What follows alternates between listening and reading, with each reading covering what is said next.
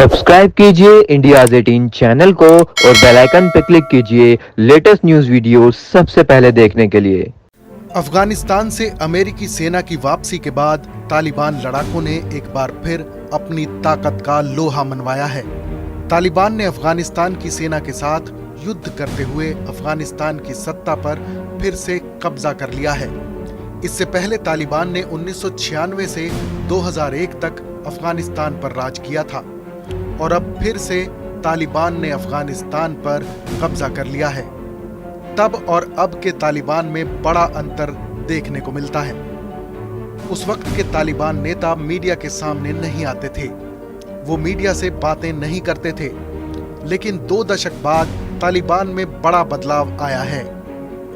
अब वो बेखौफ होकर दुनिया के सामने आ रहे हैं और अपने नाम का ऐलान कर रहे हैं। तालिबान को मजबूत करने के लिए 4 बड़े तालिबान नेताओं का नाम सामने आता है। ये 4 नेता कौन हैं, आइए आपको बताते हैं। पहला नाम हेबतुल्ला अखुंदजादा है, जिसे तालिबान का सर्वोच्च नेता माना जाता है। दूसरा नाम मुल्ला बरादर, तीसरा सिराजुद्दीन हक्कानी और चौथा तालिबान का प्रमुख कमांडर मुल्ला याकूब है। हेबतुल्ला अखुंदजादा तालिबान का सर्वोच्च नेता है। वो कंधार का रहने वाला है। तालिबान में मजहबी फैसले हेबतुल्ला ही लेता है।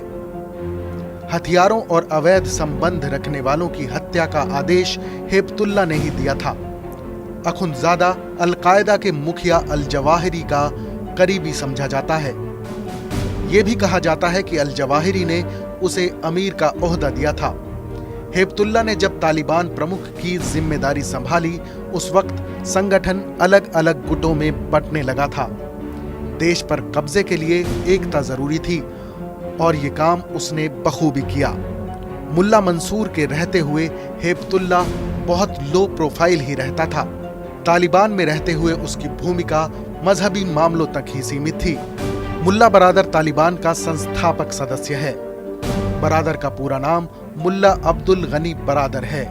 वो कंधार का रहने वाला है। अमेरिकी फौज की अफगानिस्तान से वापसी के समझौते पर उसने ही दस्तखत किए थे। जानकारी के मुताबिक अफगानिस्तान के कंधार में तालिबान संगठन की नींव पड़ी थी। 1970 के दशक में जब सोवियत सेना ने मुल्क पर कब्जा किया, बरादर तभी से सक्रिय है। बरादर तालिबान के पूर्व शीर्ष कमांडर मुल्ला उमर का दाहिना हाथ बताया जाता है। एक आंख वाले उमर के साथ बरादर कई बड़ी वारदातों में शामिल रहा है। सिराजुद्दीन हक्कानी 1970-80 के दशक में सोवियत सेनाओं के खिलाफ गोरिल्ला हमले करने वाले जलालुद्दीन हक्कानी का बेटा है। तालिबान संगठन में नंबर 2 नेता माने जाते हैं।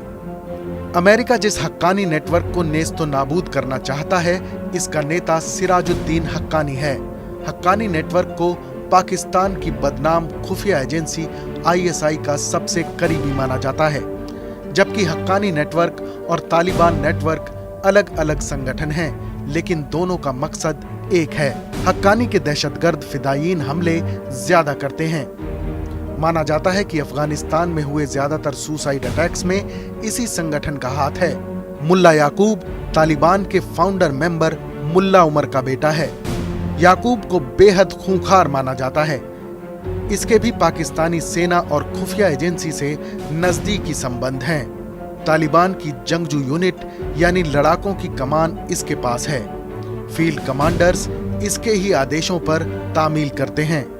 याकूब जंग और हमलों की रणनीति तय करता है। अफगानिस्तान में तालिबान की सत्ता वापसी के लिए इन चारों कमांडरों का अहम रोल माना जा रहा है।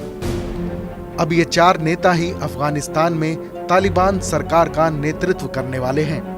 इस खबर पर अपनी राय जरूर बताएं।